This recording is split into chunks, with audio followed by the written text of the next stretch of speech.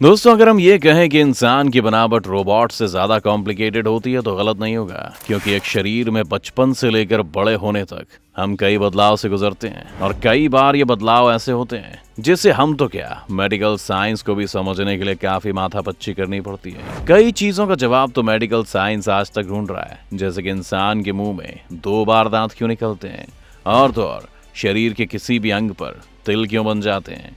लेकिन ये सब कैसे होता है, ये कुछ ऐसे फैक्ट्स हैं जिनके बारे में ज्यादातर लोग नहीं जानते।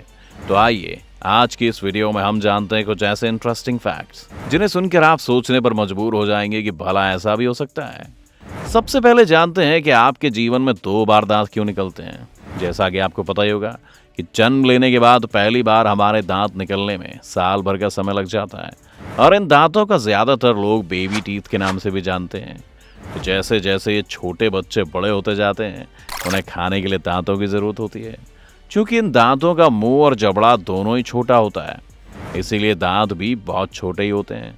अब आपको ये जानकर काफी हैरानी होगी कि एडल्ट के 32 परमानेंट दांतों के मुकाबले में बच्चों के पास सिर्फ 20 दांत ही होते हैं और ये पैदा होने के साथ ही जबड़े के अंदर पहले से मौजूद होते हैं, जो एक समय बाद धीरे धीरे बाहर निकल आते हैं। ये दूध के दांत, जिन्हें हम बेबी टीथ के नाम से जानते हैं, ये हमारे आने वाले परमानेंट दांतों के लिए जगह बनाने का काम भी करते हैं। जैसे जैसे हमारी उम्र बढ़ती जाती है वैसे वैसे हमारा जबड़ा और मुंह दोनों ही बड़ा होता जाता है और बच्चों के मुंह में मौजूद ये 20 दांत खाना खाने और बाकी की चीज़ों के लिए नाकाफी होते हैं। इसलिए बेबी टीथ के टूटने के बाद हमें दूसरी बार परमानेंट वाले दांत निकलते हैं। इसीलिए हमारे दांत लाइफ में एक बार नहीं बल्कि 2-2 बार निकलते हैं। ये तो आपको पता चल गया कि हमारे दांत 2 बार क्यों निकलते हैं। अब बात करते हैं कि हमारे शरीर पर तिल कैसे बन जाते हैं। किसी भी इंसान के शरीर पर तिल होना बड़ी आम बात है, लेकिन अगर आपको ये तिल किसी लड़की के होंठ या उसके आसपास हो तो उसे खूबसूरती के नजरिए से देखा जाता है। यानी कि अलग अलग शरीर के हिस्सों में तिल होने का मतलब अलग अलग होता है। लेकिन क्या आपने कभी ये सोचा है कि आखिर ये तिल हमारे शरीर पर क्यों होते हैं? जहाँ तक तिल की बात है तो ये आमतौर पर भूरे या काले रंग के होते हैं और ये किसी भी उम्र में आपके शरीर के किसी भी हिस्से पर हो सकते हैं। लेकिन मेडिकल साइंस की माने तो आपके शरीर में तिल मौजूदा हार्मोन्स की गड़बड़ी से बनते हैं। आसान भाषा में कहें तो आपके शरीर पर तिल तब बनते हैं जब त्वचा की कोशिकाएं फैलने के बजाय एक जगह पर इकट्ठी हो जाती हैं और ये कोशिकाएं एक तरह का लिक्विड बनाती हैं जो आपकी स्किन का कलर बदल देती हैं। लेकिन वहीं अमेरिका में हुई एक रिसर्च की माने तो आपके शरीर पर तिल की संख्या अगर 11 से ज़्यादा है तो ऐसे में आपको कैंसर जैसी खतरनाक बीमारी होने के चांसेस 15 गुना तक बढ़ जाते हैं। तो दोस्तों, क्या आपके शरीर पर भी 11 से ज़्यादा तिल हैं? ये तो आपने आपको बताया कि क्यों और कैसे हमारे शरीर पर तिल बनते हैं, लेकिन क्या आप ये जानते हैं कि हमें हिचकियाँ क्यों आती हैं? आप जब भी हिचकियाँ लेते होंगे तो आपके घर में बड़े बूढ़े यही कहते होंगे कि ज़रूर कोई याद कर रहा होगा। लेकिन ये तो रही वो बात जो हम आमतौर पर घर में बोलते हैं। लेकिन आइए जानते हैं कि मेडिकल साइंस हिचकियों के आने की क्या वजह मानता है। तो मेडिकल साइंस में हिचकी आने की मेन वजह है आपके शरीर में मौजूद डायफ्राम, जो हमारे लंग्स के नीचे मसल से बनी एक प्लेट होती है और ये डायफ्राम ही हमारे शरीर को ऑक्सीजन लेने और कार्बन डाइऑक्साइड छोड़ने में मदद करती है। जब शरीर में मौजूद इन डायफ्राम में हवा भर जाती है तो ये कस जाता है और जब ये रिलैक्स करता है तो नाक और मुंह के जरिए यह हवा बाहर निकल जाती है।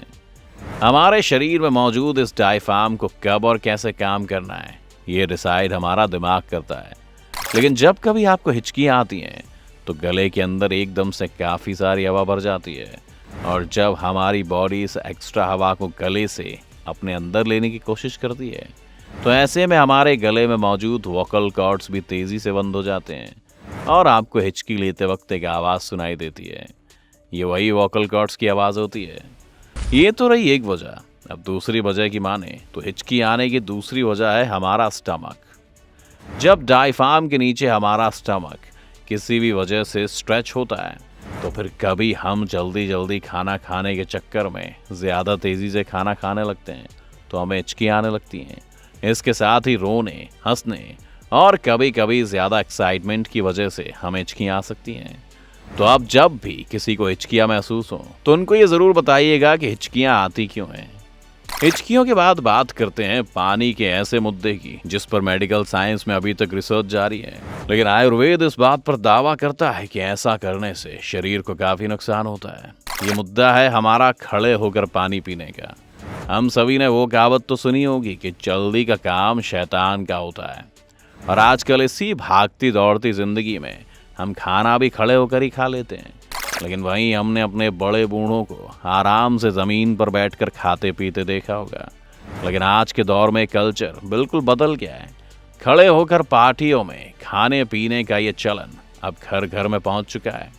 जहाँ तक पानी की बात है तो इससे उनकी ये प्यास बुझे ना बुझे, लेकिन शरीर को इससे काफ़ी नुकसान पहुंचता है। नुकसान भी ऐसा कि जिसमें आपकी बॉडी को दर्द भी हो और इसका आसानी से कोई इलाज पॉसिबल ना हो। इसलिए आइए जानते हैं कि आयुर्वेद में खड़े होकर पानी पीने को क्या कहा गया है।